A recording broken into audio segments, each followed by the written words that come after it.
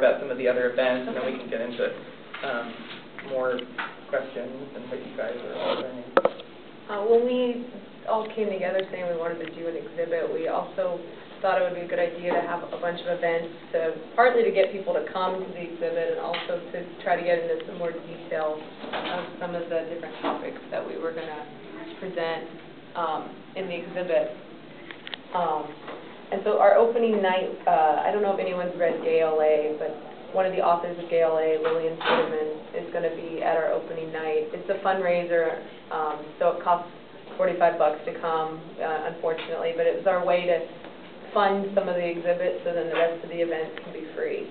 So she'll be coming and talking, and then the next day we have Lisa Ben coming to share some poems and stories with us. She wrote the first, I guess, lesbian publication in the country that we know of in 1947.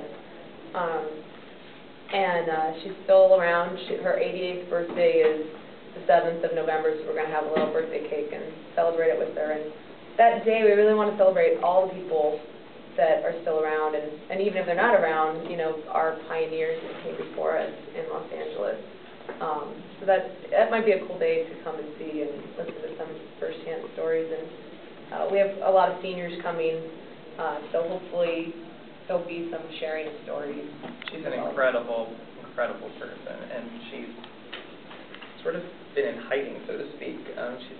She's in all the history books, but very few people have had the opportunity to meet her. And so she was actually at the One Archive about a month or 6 weeks or so ago, and we had the opportunity to meet her and befriend her. And she's going to be coming and reading some of her poems and short stories, and she's an incredible person.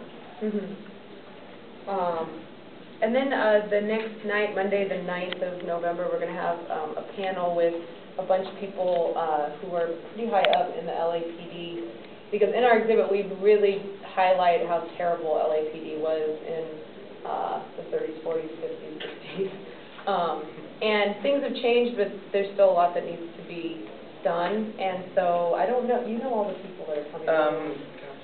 The commissioner, there's a gay commissioner, the police commission, he'll be there. I don't know all the ranks. Yes,